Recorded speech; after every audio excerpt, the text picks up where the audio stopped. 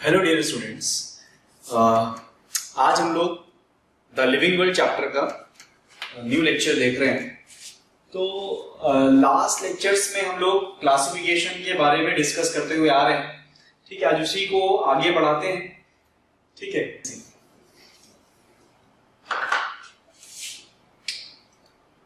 First and foremost discussion will be on species.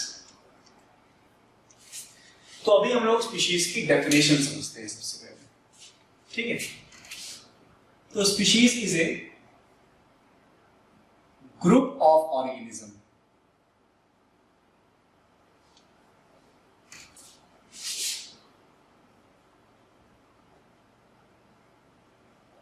which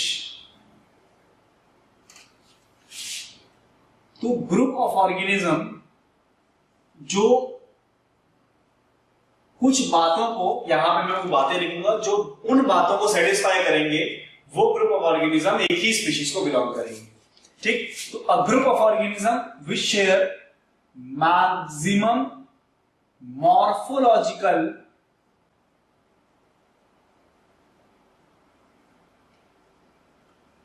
similarities.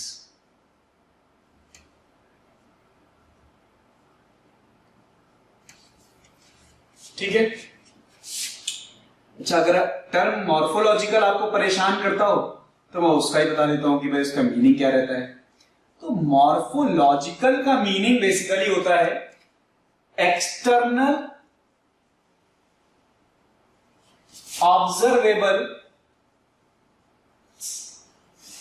Features, यानी बाहर से naked eye से देख करके जो तुम्हें फीचर्स दिखाई दे जाए, they are called morphological features. ठीक है, तो मैक्सिमम मॉर्फोलॉजिकल सिमिलैरिटीज ये होनी चाहिए पहला क्राइटेरिया। जिन ऑर्गेनिज्म के बीच में मैक्सिमम मॉर्फोलॉजिकल सिमिलैरिटीज है वो एक स्पीशीज को बिलोंग कर सकते हैं। दूसरा क्राइटेरिया क्या है कि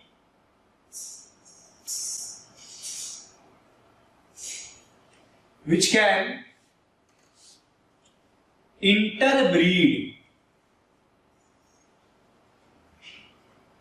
among themselves।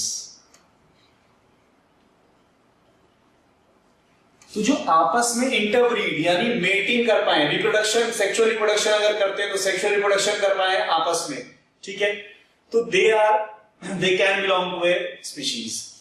ठीक, but they can interbreed among themselves and also they must produce, ठीक है, to produce a fertile offspring।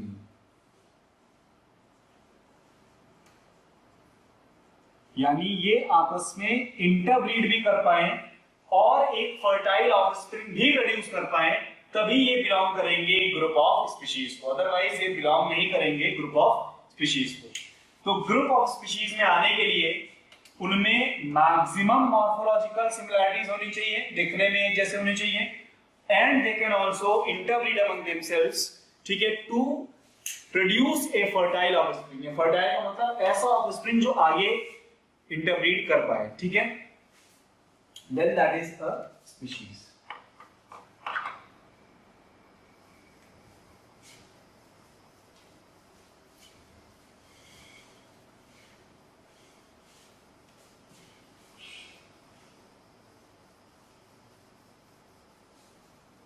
देखो, सबसे पहले जो स्पीशीज की डेफिनेशन आई थी ना, वो सिर्फ यहां तक लिमिटेड थी, डार्विन ने दी थी वो।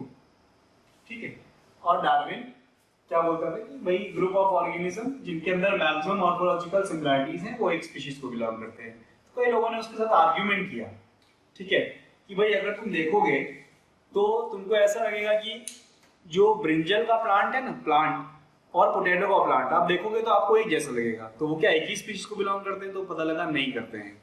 ठीक है, फिर कई साल पहले तक जो ह्यूमन बीइंग्स हुआ करते थे वो गोरिल्ला, चिंपैंजी, इसके काफी सिमिलर दिखते थे, तो क्या वो एक ही स्पीशीज है? तो इस तरह की कई बातों पे ये जो कॉन्सेप्ट है ये डरमाने लगा कि मैक्सिमम मॉर्फोलॉजिकल सिमिलरिटीज हैं। तो एक साइंटिस्ट हुए अर्नेस्ट मेयर, ठीक है, अर्नेस्ट मेयर बहुत ही महान साइंटिस्ट है। ठीक है, अर्नेस्ट मेयर ने बोला कि भाई चलो मॉर्फोलॉजिकल सिमिलरिटीज तो होनी चाहिए, लेकिन साथ में एक और प्रॉपर्टी होनी चाहिए, क्या? कि they must interbreed among themselves. ठीक है, अब अगर इतना ही बोल के छोड़ देते कि they must interbreed among themselves, इतना ही बोल के अगर छोड़ देते सिर्फ, ठीक है, तो प्रॉब्लम क्रिएट हो जाती। ठीक, क्योंकि देखिएगा, हॉर्स एक अलग स्पीशीज है, ठीक है, डोंकी एक अलग स्पीशीज है। ठीक, और जब फीमेल हॉर्स, ठीक है, जब फीमेल हॉर्स मेल डोंकी के साथ इंटरब्रीड करती है तो बनता है एक offspring which is called mule. ठीक है, जिसे हम म्यूल बोलते हैं। तो ये दो अलग अलग डिफरेंट एनिमल्स हैं, डिफरेंट स्पीशीज वाले एनिमल्स हैं, लेकिन जब इन्होंने इंटरब्रीड किया तो एक ऑफस्प्रिंग भी पैदा हो गया, यानी इंटरब्रीड भी कर पाए, ऑफस्प्रिंग भी पैदा हुआ। लेकिन ये जो ऑफस्प्रिंग होता है ये स्टेराइल है। ठीक है, तो ये स्टेराइल है। देन अगर मेल हॉर्स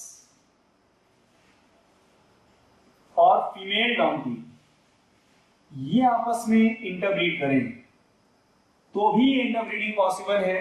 ठीक है, और इस केस में जो ऑर्गेनिज्म बर्थ लेता है दैट इज कॉल्ड हिन्नी, और ये भी स्टेराइल होता है।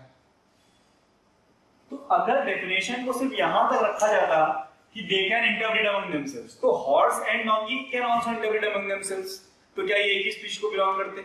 ठीक, तो इस डेफिनेशन को और ज्यादा सुटेबल, एप्ट और फ्लॉलेस बनाने के लिए एक पॉइंट और ऐड किया गया कि they must interbreed among themselves but to produce a fertile offspring. ठीक है, तो फर्टाइल ऑफस्प्रिंग्स अगर प्रोड्यूस कर पाए तभी वो एक स्पीशीज को बिलोंग करते बोले जाएंगे। ठीक है, तो ये अर्नेस्ट मेयर ने डेफिनेशन दी थी स्पीशीज की, and this is the definition of biological species. तो बहुत फेमस हुई थी इनकी डेफिनेशन। ठीक है, this is the definition of biological species. Clear है यहां तक?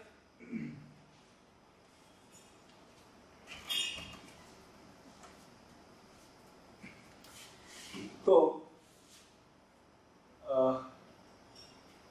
आगे देखते हैं अभी।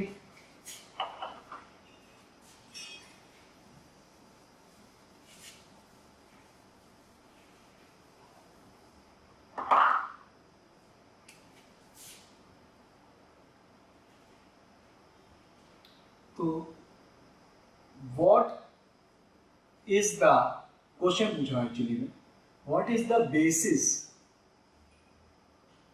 ऑफ differentiation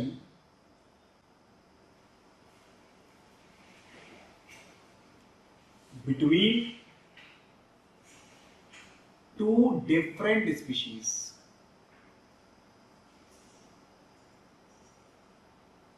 दो डिफरेंट स्पीशीज के बीच में अगर आपको डिफरेंशिएट करना है, ठीक है, तो क्या बेसिस है डिफरेंशिएशन का? ठीक है, तो the basis of differentiation is reproduction. कि दो स्पीशीज, दो अलग अलग स्पीशीज अगर हैं तो वो आपस में क्या नहीं करेंगे? तो वो आपस में रिप्रोड्यूस नहीं करेंगे। ठीक है, तो हम लोग का आंसर यहां रहना चाहिए reproductive isolation.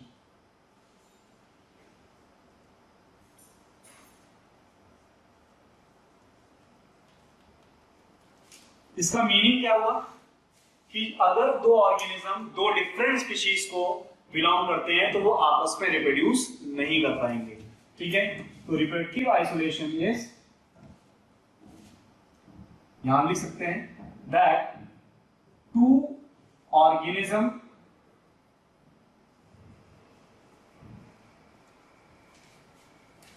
If belong to different species cannot reproduce among themselves, आपस में वो रिप्रोड्यूस नहीं कर पाएंगे। ठीक है, और स्पीशीज जो है वो जो कैटेगरी बनाई जाती है वो किसी ऑर्गेनिज्म के जो सबसे स्पेशल फीचर है उसी पर बेस्ड उसका नाम रख दिया जाता है।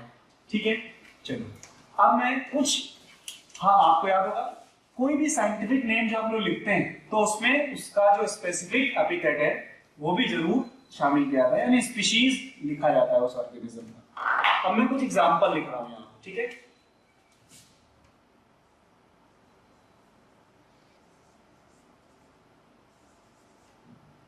ऐसे बहुत सारे एग्जांपल्स अपने पास हैं। तो ये सभी साइंटिफिक नेम है, ठीक है। इसमें स्पीशीज क्या है, ट्यूबरोसम, पहले में सोलेनम ट्यूबरोसम में species is tuberosum. Second is Solanum melongena, तो सोलेनम मेलनगेना में मेलनगेना जो है वो स्पीशीज है। सोलेनम नाइग्रा में नाइग्रा स्पीशीज है। होमो सेपियंस में सेपियंस स्पीशीज है। एंथरा लियो में लियो स्पीशीज है, ठीक। और ये जो पहला साइंटिफिक नेम है दिस इज फॉर पोटैटो, तो पोटैटो की स्पीशीज क्या है, tuberosum. Second is for brinjal, brinjal की स्पीशीज क्या है, मेलनगेना, ठीक है। थर्ड इज योर मकोई, मकोई की जो स्पीशीज है that is nigra. Third is human beings, और ह्यूमन बीइंग्स की जो स्पीशीज है दैट इज सेपियंस, ठीक। Another is Leo. Leo is the species for lion. Clear? तो इस तरह से हमें चीजों को याद रखना है। तो आज हमने स्पीशीज देखा, आप इससे थरो हो जाइए, ठीक है। जितना पढ़ा रहा हूं उतना ही पढ़ो सबसे पहले, ठीक, और उसके बाद एनसीईआरटी रीड कर। हेलो डियर स्टूडेंट्स, तो आज हम अपना लिविंग वर्ड का जो लास्ट लेक्चर है उसे यहाँ पे देखेंगे।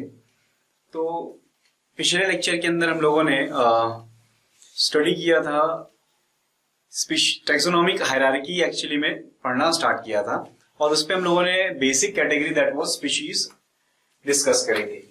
आज हम लोग स्टार्ट करेंगे next category above species that is genus. और याद रखेंगे जैसे जैसे हम लोग टैक्सोनॉमिक हायरार्की में किंगडम की तरफ जा रहे हैं वैसे वैसे एक कैटेगरी में आने वाले ऑर्गेनिजम्स का number, different type of organisms का नंबर बढ़ता जाएगा, लेकिन उनके बीच की स्पेसिफिसिटी जो है वो कम होती जाती है, ठीक। तो जीनस क्या है, बहुत सिंपली हम जीनस को डिफाइन कर सकते हैं as a group of similar species. तो एक जीनस क्या होता है, ग्रुप ऑफ सिमिलर स्पीशीज, ठीक है। अब कई जीनस ऐसे भी होंगे जहां पे एक सिंगल स्पीशीज ही आ रहा होगा, क्योंकि उसके जैसा मिलता जुलता कोई दूसरा स्पीशीज ही नहीं है। तो जीनस को हम बेसिकली क्लासिफाई कर देते हैं as monotypic genus. Monotypic genus, it is only single species is present. अगर एक जीनस में एक ही स्पीशीज प्रेजेंट है, यानी उसके सिमिलर कोई दूसरी स्पीशीज ही नहीं है जिसको हम उस जीनस में रख पाए, तब उस जीनस को हम बोलते हैं monotypic genus. Similarly next type of genus जो हमारे पास है दैट इज पॉलीटाइपिक जीनस। अपने आप समझ में आ गया होगा वर्ड से ही कि पॉलीटाइपिक जीनस क्या है। तो what is a polytypic genus? Polytypic genus is are those genus in which more than one species are grouped per genus, ठीक है। तो the genus with more than one species that is called as polytypic genus, ठीक है। Examples आप ले सकते हैं polytypic genus का, जैसे जीनस है सोलेनम, ठीक है। जीनस इज सोलेनम, तो सोलेनम के अंदर स्पीशीज आती है ट्यूबरोसम, ठीक है। सोलेनम के अंदर एक और स्पीशीज आती है दैट इज सोलेनम मेलनगेना, ठीक है। सोलेनम के अंदर एक और स्पीशीज आती है नाइग्रा, ठीक। तो Solanum tuberosum, Solanum melongena, Solanum nigra. तो इस तरह से तीन पर्टिकुलर स्पीशीज आपको दिख रही हैं with in a genus called Solanum. ठीक है, in which Solanum tuberosum is potato. Solanum melanogaster is brinjal. Solanum nigra is मकोई. ठीक है, सिमिलरली अगर आप देखें तो एक और जीनस अपने पास है, दैट इज पैंथरा.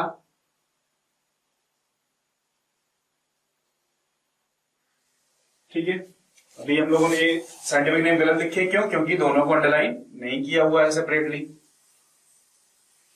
ठीक है, तो अब पैंथरा के अंदर भी अलग अलग स्पीशीज हैं, जैसे पैंथरा टिग्रिस है.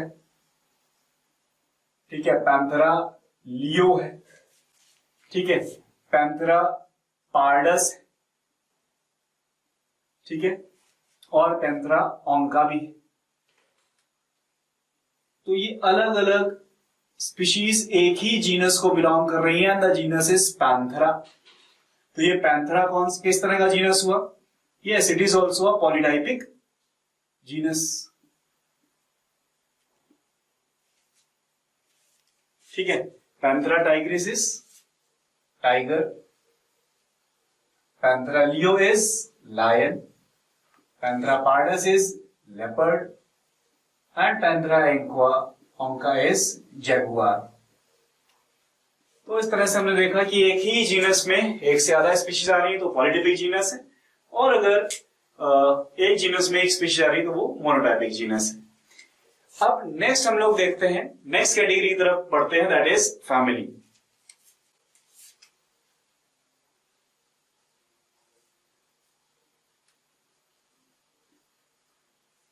So what is a family? Again जैसे हम सबको डिफाइन करें इसको भी करेंगे. तो family is group of similar genus. ठीक है, तो family is group of similar genus, group of similar genus. ठीक है, तो एक जैसे मतलब कई कैरेक्टर में जो मिल रहे हो, बाकी जीनस या फैमिली के लेवल पे हम आएंगे तो बहुत सारी डिसिमिलरिटीज आ जाएंगी. ठीक है, बट अगर कुछ सिमिलरिटीज हैं तो उनको हम एक साथ रख सकते हैं विद इन अ फैमिली. ठीक है, और सबसे इंपॉर्टेंट चीज, जब भी हम फैमिली को कैरेक्टराइज कर रहे हैं, फैमिली में जीनस को हम इन्वॉल्व कर रहे हैं कि फैमिली में कुछ जीनस रख रहे हैं, तो उसको रखते समय we will investigate, we will analyze both vegetative as well as reproductive feature. So it is based on both vegetative and reproductive characterization. तो आपको वेजिटेटिव और रिप्रोडक्टिव दोनों ही कैरेक्टराइजेशन करके ही फैमिली जीनस को फैमिली में प्लेस करना होगा. ठीक है, कुछ इंपॉर्टेंट अगर हम फैमिलीज देखें जो हमारे एनसीईआरटी ने हमें प्रोवाइड करी हैं इस चैप्टर में, that is a plant family Solanaceae. ठीक है, तो सोलोनेसी के अंदर सुन लीजिए कौन कौन से जीनस आ रहे हैं. सोलेनम. ठीक है, इसी फैमिली के अंदर, सोलोनेसी फैमिली के अंदर सोलेनम, विठानिया, ठीक है, धतूरा, पिटूनिया और निकोटियाना, ये सारे जीनस इसी फैमिली के अंदर आ जाते हैं. ठीक है, then we have a family called Felidae. Felidae family is family of cat. ये कैट की फैमिली बोली जाती है, और इसके अंदर जीनस आता है कैट का जीनस दैट इज फैलिस, और इनका genus that is Panthera.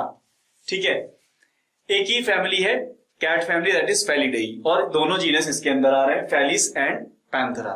Then एक फैमिली है डॉग की, दैट इज कॉल्ड कैनिडेई. ठीक है, कैनिडेई क्यों बोलते हैं? क्योंकि इनके जो कैनाइंस है वो बड़े बड़े होते हैं.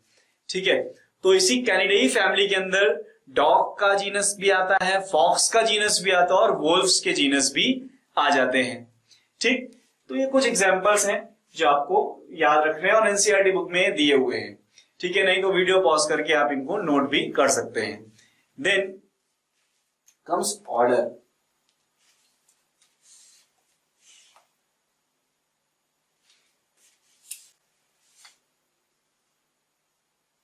So next is order. So what is order? Order is group of similar families. Yes. Group of similar families, that is order. तो अगेन अब सिमिलैरिटीज कम हो जाएंगी और डिफरेंसेस बढ़ जाएंगे, लेकिन नंबर ऑफ ऑर्गेनिजम्स जो प्रेजेंट होंगे ऑर्डर में वो ज्यादा होंगे। ठीक है, डिफरेंट टाइप ऑफ ऑर्गेनिज्म वो ज्यादा होंगे। ठीक है, तो ऐसे ही कुछ ऑर्डर्स यहाँ पे इन्होंने एनसीईआरटी में दिए हुए हैं, उसको आप याद करिए। ठीक है, एक ऑर्डर दिया है पॉलीमोनियल्स। ठीक है, ऑर्डर दिया पॉलीमोनियल्स। ठीक, तो ये पॉलीमोनियल्स ऑर्डर के अंदर दो फैमिलीज आ जाती है। एक है अपनी फैमिली जो यहां पे डिस्कस करी थी, सोलोनेसी, और एक फैमिली है कॉनवॉल्वुलेसी।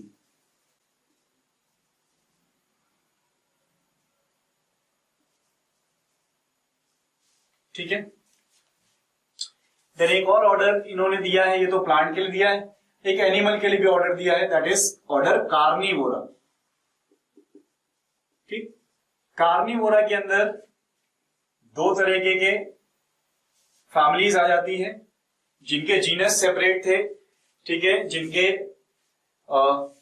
जो फैमिली में भी दो डिफरेंट फैमिलीज को बिलोंग करते थे, that is canidae and felidae. तो based on some very less similarities, जो दो भी ऑर्डर मिलेंगे सिमिलर, उनको एक ही फैमिली में डाल दिया, दैट इज कार्निवोरा। क्यों डाल दिया? क्योंकि ये फ्लैश ईटिंग है, कार्निवोर्स, इस बेसिस पे। ठीक है, तो ये ऑर्डर, इसी तरह से हमें आगे बढ़ते चले जाना है। ठीक है, after order there will be class. ठीक है, तो what will be the class? Class is group of similar orders, group of similar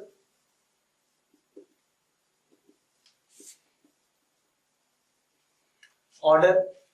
ठीक है, एनसीईआरटी में एक दो एग्जांपल है, उसे आप याद करिएगा। ठीक है, यहां से एग्जांपल याद करने की बहुत ज्यादा जरूरत नहीं होती है। ठीक है, after class there is phylum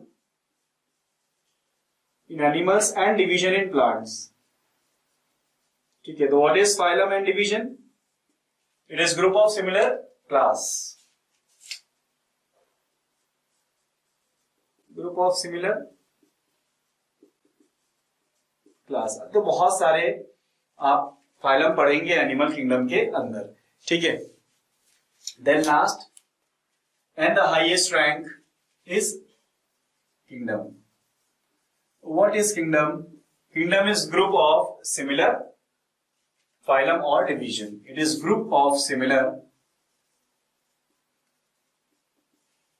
phylum और डिवीजन इन प्लांट्स। प्लांट्स में डिवीजन और एनिमल्स में फाइलम। ठीक है, तो इस तरह से आप देख सकते हैं किंगडम के बारे में तो आपको पता है, ये प्लांट किंगडम है, एनिमल किंगडम है, इस तरह से चीजें हैं। तो ये आप देखेंगे, जो इंपॉर्टेंट एग्जांपल्स हैं वो मैंने बोर्ड में लिखे हैं और यहाँ पे उसको आपको वोकली बता दिया है, आप उसको एनसीईआरटी से ही रीड कर सकते हैं। तो ये पूरा एनसीईआरटी से रीड करने वाला पार्ट है। ठीक है, इससे बहुत ज्यादा क्वेश्चंस ऐसे नहीं आएंगे, बट आपको कुछ कुछ जैसे एग्जांपल्स हैं वो याद करेंगे तो आपको क्वेश्चंस दिख जाएंगे। इसका भी बहुत सही तरीका क्या है कि आप क्या करें कि लास्ट 10 इयर्स के पेपर उठाएं। ठीक है, और देखें कि भाई उसमें लिविंग वर्ल्ड चैप्टर में कौन कौन से एग्जाम्पल पूछे जा चुके हैं, तो उन एग्जाम्पल्स को आप वाइप आउट कर दीजिए। वो एग्जाम्पल नहीं पूछेंगे, बचे हुए जो एग्जाम्पल्स हैं वो आपको मिल जाएंगे, वो आपको पूछे जाएंगे। ठीक है, तो इसके बाद एनसीईआरटी ने एक टेबल बना के दिया है जहां पे क्लासिफिकेशन किया है ह्यूमन बींग्स का, क्लासिफिकेशन किया है इंसेक्ट्स का, क्लासिफिकेशन किया है वीट का, ठीक है, और मैंगो का। तो उसे आप उस टेबल को आप याद कर लीजिए, वो बहुत इंपॉर्टेंट टेबल है, उसमें से भी एक क्वेश्चन आने की चांसेस बनता है। ठीक है, तो ये अपने क्लासिफिकेशन वाला पार्ट जो है वो खत्म हुआ है। नेक्स्ट हम लोग डिस्कस करेंगे अभी टैक्सोनॉमिक एड्स। ठीक है, तो next topic is taxonomic aids. देखिएगा ध्यान से, टैक्सोनॉमिक एड्स। ठीक है, टैक्सोनॉमिक एड्स, एड्स मींस होता है हेल्प, टैक्सोनॉमिक मींस क्लासिफिकेशन। तो ऐसे प्लेसेस, ठीक है, या ऐसे पब्लिकेशंस यानी बुक्स, तो places and publications which help us इन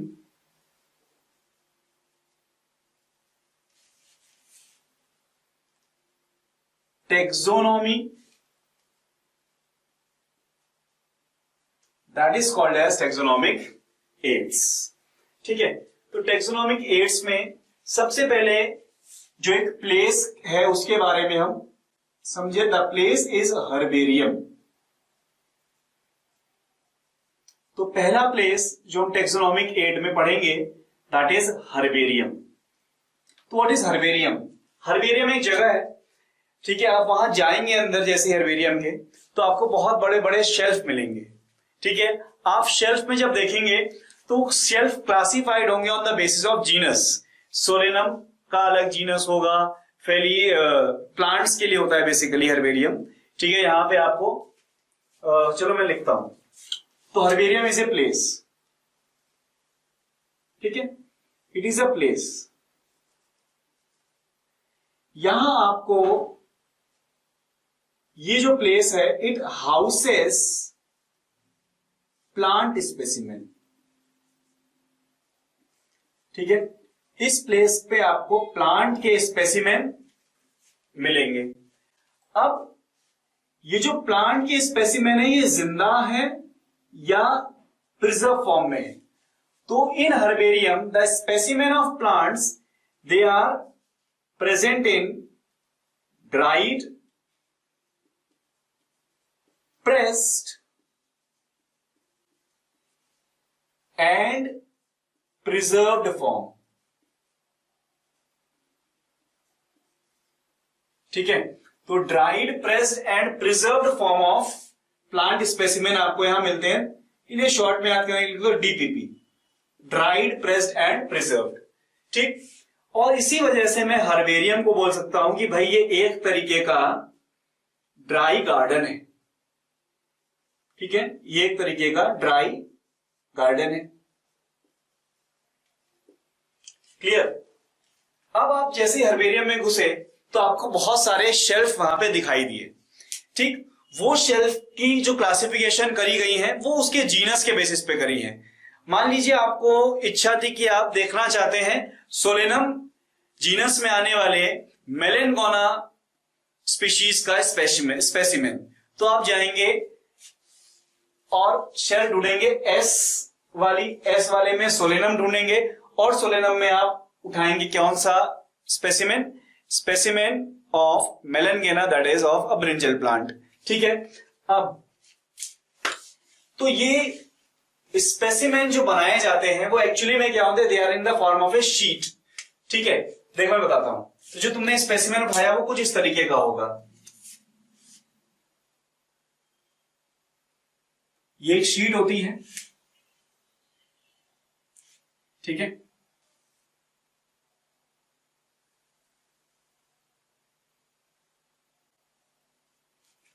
ठीक, इसे बोलते हैं हर्बेरियम शीट।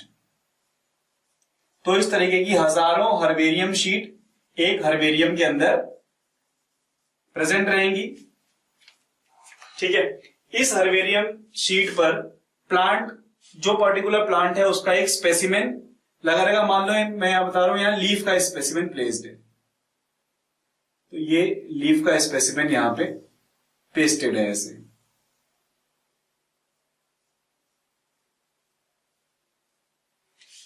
ठीक है, और यहां पे रहता है एक टैग।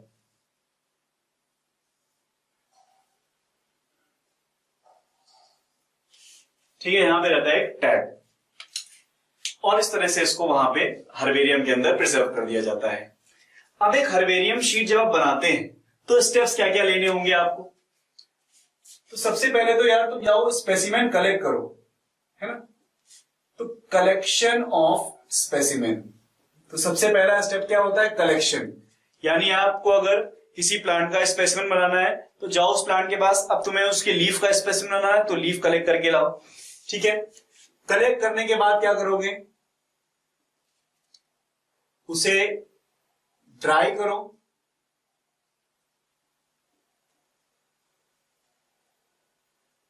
एंड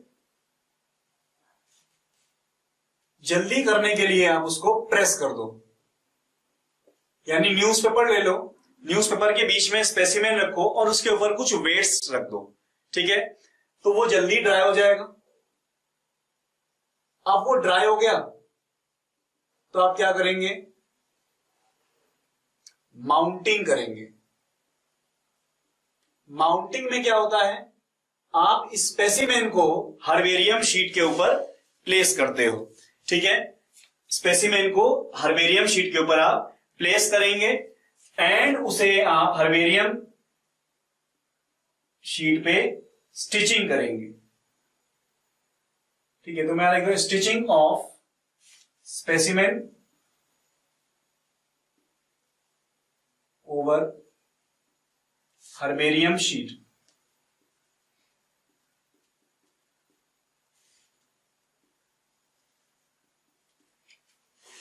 ठीक, अब आपको क्या करना होगा, नाउ यू हैव टू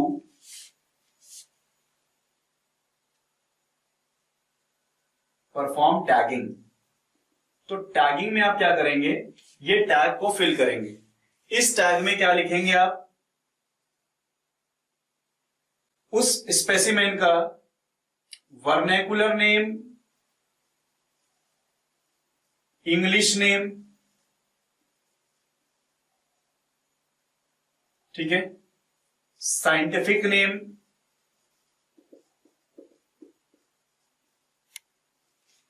ठीक, देन और टेक्सोनॉमिक क्लासिफिकेशन भी आप दे सकते हैं कि वो कौन से जीनस, कौन से फैमिली ऑर्डर को बिलोंग करता है, वो भी आप दे सकते हैं। देन प्लेस ऑफ कलेक्शन, कहां से आपने वो कलेक्ट किया है, और आप अपना नाम भी दे सकते हैं, नेम ऑफ कलेक्टर, किसने उसे कलेक्ट करके लाया है। ठीक है, तो ये टैगिंग आप करेंगे। अब तुम ये सोच रहे होगे कि यार स्पेसिमेन तो मैंने लगा दिया इस हर्बेरियम शीट पे, लेकिन ये स्पेसिमेन धीरे धीरे करके डिकम्पोज भी तो हो जाएगा, खत्म हो जाएगा, फंगस और बैक्टीरिया वगैरह के इसको खा लेंगे। ठीक है, तो यस, ऐसा हो सकता है, इसलिए हम लोग क्या करते हैं, रेगुलर स्प्रेइंग विद फंगीसाइड्स। ठीक है, तो फंगीसाइड्स के साथ हम यहां पे रेगुलर स्प्रेइंग करते रहते हैं जिससे ये डिकम्पोज ना हो। ठीक है, और इस स्टेप को हम लोग बोलते हैं पॉइजनिंग। तो अपनी हर्बेरियम शीट पे हम पॉइजनिंग करते हैं, इसका कारण क्या है, जिससे ये डिकम्पोज ना हो जल्दी। ठीक है, देन हर्बेरियम के अंदर अगर मान लो कोई स्पेसिमेन है, ठीक है, कोई स्पेसिमेन है जो हर्बेरियम में रखना है हमें, और वो स्पेसिमेन किसी फ्लैशी पार्ट का है। ठीक है, किसी फ्लैशी पार्ट का स्पेसिमेन है, तो इसे हम स्टोर करते हैं इन बॉटल वगैरह में स्टोर कर सकते हैं। ठीक है, फिल्ड विद, और ये बॉटल भरी होगी किससे, FAA से। What is FAA? It is formalin plus pure यानी ग्लेशियल एसिटिक एसिड, ठीक है, प्लस अल्कोहल, इथाइल अल्कोहल। ठीक है, F formalin, acetic acid and alcohol. तो इसका मिक्सचर बना करके हम लोग एक बॉटल में फिल करते हैं और फिर उसमें फ्लैशी पार्ट अगर स्पेसिमेन के फॉर्म में है तो उसे प्लेस किया जाता है। तो इस तरह से एक हर्बेरियम एक जगह है जहां आप जाएंगे तो आपकी टेक्सोनॉमिक क्यूरियोसिटी जो है वो सॉल्व हो सकती है। ठीक, तो ये एक टेक्सोनॉमिक एड हुआ हर्बेरियम। अब नेक्स्ट टेक्सोनॉमिक एड हम देखते हैं।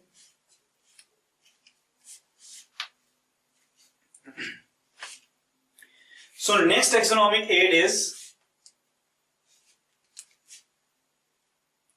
A museum.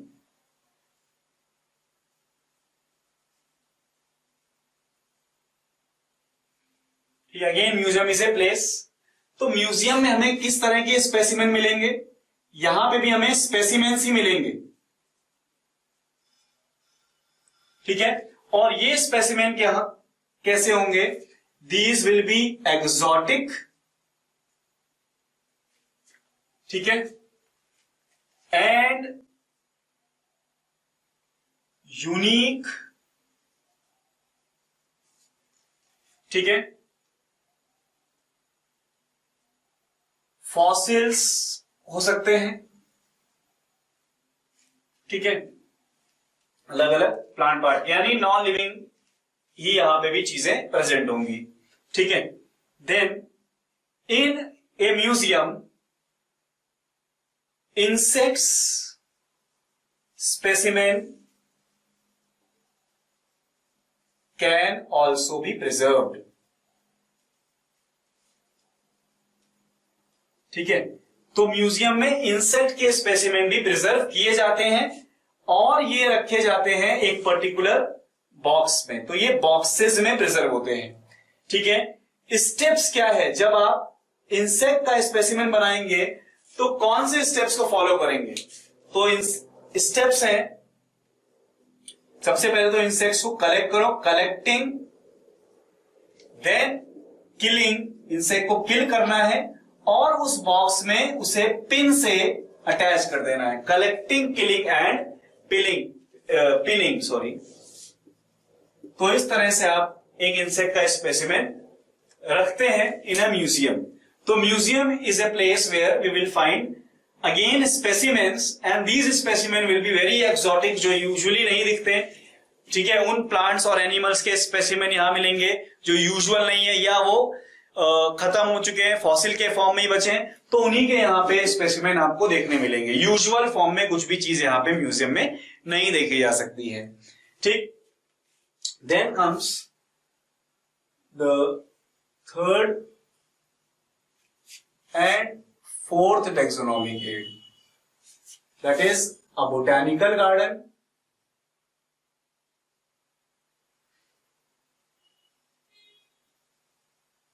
And a zoological garden. तो एक बोटैनिकल गार्डन है और एक जूलॉजिकल गार्डन है। तो दोनों के बीच में हम लोग यहीं पे एक साथ लिख दिया क्योंकि डिफरेंशिएट कर दें, ऑलमोस्ट सिमिलर चीजें हैं। तो बोटैनिकल गार्डन में what you will find? In a botanical garden we will find the live plants, ठीक है, and these are for research, ठीक है, एंड एजुकेशन। एजुकेशन और रिसर्च के लिए यहां पे हम प्लांट्स को प्लेस करते हैं। जूलॉजिकल गार्डन, यहां पे हमें लाइव एनिमल्स देखने मिलते हैं, ठीक। और ये किस लिए होता है? It is mainly for amusement, ठीक है, मेनली फॉर एम्यूजमेंट, यानी आप यहां का मेन पर्पस क्या है? एंटरटेनमेंट है, लोग जाएंगे और खुश हों देख करके, ठीक है। साथ में ब्रीडिंग भी यहां पे एनिमल्स कर पाते हैं, तो एनिमल्स की कैप्टिव ब्रीडिंग होती है जिससे उनका प्रिजर्वेशन भी एक तरीके से हो रहा है। और ये प्रिजर्वेशन का मेथड क्या है? एक्स सीटू प्रिजर्वेशन, यानी हम एनिमल्स को उनके हैबिटेट से अलग हटा करके एक आर्टिफिशियली क्रिएटेड हैबिटेट में रख करके प्रिजर्व कर रहे हैं, ठीक है। बोटेनिकल गार्डन में हम क्या कर रहे हैं, लाइव प्लांट्स को रखते हैं और बेसिक पर्पस क्या है, रिसर्च एंड एजुकेशन। ठीक है, यहां पे आप अम्यूजमेंट के लिए नहीं जा सकते, रिस्ट्रिक्टेड रहती है एंट्री। अम्यूजमेंट के लिए, एंटरटेनमेंट के लिए आप पिकनिक बनाने नहीं जा सकते बोटेनिकल गार्डन में। ठीक है, और ये भी ex-situ प्रिजर्वेशन है।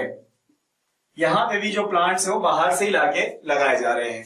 ठीक है, तो ये botanical garden and zoological garden. ठीक है, बोटेनिकल गार्डन के रिस्पेक्ट में मैं एक अभी क्वेश्चन डिस्कस करूंगा। ठीक है, जो बेस्ड है फाइकस बेंगालेंसिस के ऊपर।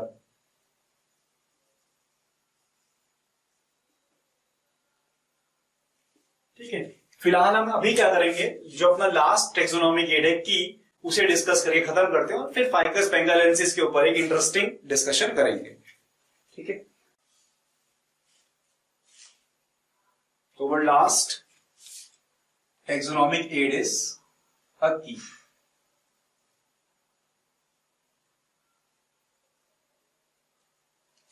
ठीक है, तो की बेसिकली क्या, एक बुक होती है। ठीक, इस बुक के अंदर, ठीक है, इट इज अ बुक। ठीक, this book is very helpful in the identification step. तो ये आइडेंटिफिकेशन स्टेप में बहुत इंपॉर्टेंट बुक है। इसमें एक्चुअली में क्या होता है, this book comprises of many statements. ठीक है, बहुत सारे स्टेटमेंट इसमें होते हैं and every statement is present along with its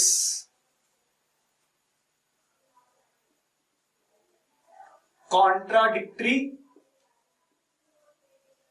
statement। हर स्टेटमेंट अपने कॉन्ट्राडिक्टरी स्टेटमेंट के साथ में प्रेजेंट रहता है, यानी there will be a statement और फिर उसके जस्ट अपोजिट लिखा हुआ एक स्टेटमेंट होगा। ठीक है, and this pair is called couplet. ठीक है, इसे हम क्या बोलते हैं, कपलेट बोलते हैं। ठीक, अब एक्चुअली देखो ऐसे होगा, मान लो एक स्टेटमेंट लिखा है कि दिस प्लांट हैज फ्लावर्स।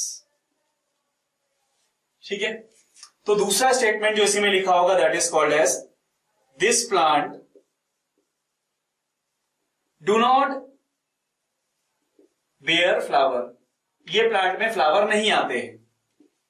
ठीक, तो अब जैसे मान लो तुमने कोई प्लांट डिस्कवर किया, नया डिस्कवर किया, तो तुम कंपेयर करोगे इन सेट ऑफ स्टेटमेंट से, तो तुमको एक एक स्टेटमेंट क्या होता जाएगा, उसके कैरेक्टर के साथ मिलता चला जाएगा।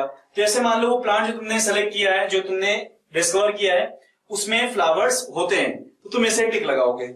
ठीक, और तुम्हारे डिस्कवर्ड ऑर्गेनिज्म के लिए जो स्टेटमेंट ट्रू बैठता है that is called as a lead. क्या बोलते हैं उसको, लीड। जो स्टेटमेंट ट्रू बैठता है that is called as a lead. अब आपको लीड मिल गई, अब आप नेक्स्ट पेयर ऑफ स्टेटमेंट में बढ़ो। तो हो सकता है नेक्स्ट पेयर ऑफ स्टेटमेंट जो है लिखा हो, वो लिखा हो क्या कि भाई फ्लावर्स आर यूनिसेक्सुअल, और इसका अपोजिट क्या होगा, फ्लावर्स आर बाइसेक्सुअल। ठीक है, तो इसमें फ्लावर तो है। अब अगेन तुम्हें नेक्स्ट क्या दो स्टेटमेंट मिले, तो तुमने लिखा कि तुम्हारा जो स्टेटमेंट मैच कर रहा है वो क्या, फ्लावर्स आर यूनिसेक्सुअल, तो तुमको फिर से एक लीड मिल गई। अब तुम अगेन नेक्स्ट स्टेटमेंट पे अपने प्लांट को कंपेयर करो, तो इस तरह से तुमको क्या मिलते जाएंगे, सर्टेन सेट ऑफ कैरेक्टर्स मिलते जाएंगे तुम्हारे न्यूली डिस्कवर्ड प्लांट के लिए। और जैसे ही तुमको सेट ऑफ कैरेक्टर्स सारे स्टेटमेंट पढ़ने के बाद मिल गए, तो वहां पे डिस्क्राइब रहेगा कि भाई इस तरीके का जो कैरेक्टर जिनमें प्लांट में होता है वो इस ग्रुप को बिलोंग कर सकता है या इस ग्रुप को बिलोंग कर सकता है। तो इस तरह से आप स्टेटमेंट्स जो दिए हुए हैं की के अंदर उसे आप मैच कराएंगे अपने ऑर्गेनिज्म से, न्यूली डिस्कवर्ड ऑर्गेनिज्म से, तो वो आपको उस ऑर्गेनिज्म के आइडेंटिफिकेशन में हेल्प करता है। तो हर की में जो स्टेटमेंट है वो कपलेट के फॉर्म में होता है, एक स्टेटमेंट होगा और उसका एक कॉन्ट्राडिक्टरी स्टेटमेंट होगा। ठीक है, जो स्टेटमेंट तुम्हारा फॉलो करेगा organism, that statement will be called as a lead. ठीक, तो हम क्या देखा है, जो की है वो किस नेचर का है, it is analytical in nature. Analyse तो कर रहे हो तुम, और क्या कर रहे हो, तो it is analytical in nature. तो की के बारे में अपन इतना ही पढ़ेंगे, एनसीईआरटी के लेवल पे डिस्कशन को रखेंगे हम लोग। ठीक है, तो अब एक लास्ट डिस्कशन हम लोग करते हैं फाइकस बेंगालेंसिस के ऊपर। ठीक है, तो इंडिया में एक सबसे पुराना जो बोटेनिकल गार्डन है, ठीक है, वो प्रेजेंट है कहां पे, कोलकाता में, that is Indian botanical garden. ठीक है, ये अंग्रेजों ने बेसिकली यहाँ पे बनवाया था इंडियन बोटेनिकल गार्डन। ठीक है, तो यहाँ पे एक ट्री है that is a banyan tree that is called as Ficus benghalensis. ठीक है, बताते हैं कि भाई इस ट्री की जो एज है, ठीक है, वो एज लगभग 200 साल की हो चुकी है।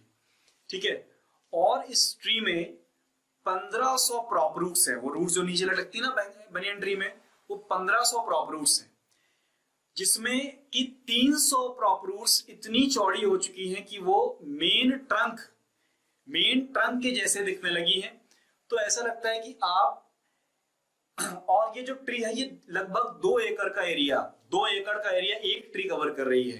ठीक है, तो जब आप उस ट्री के सामने खड़े होते हो तो आप लोग को लगता है कि भाई एक जंगल है बैनियन ट्री का।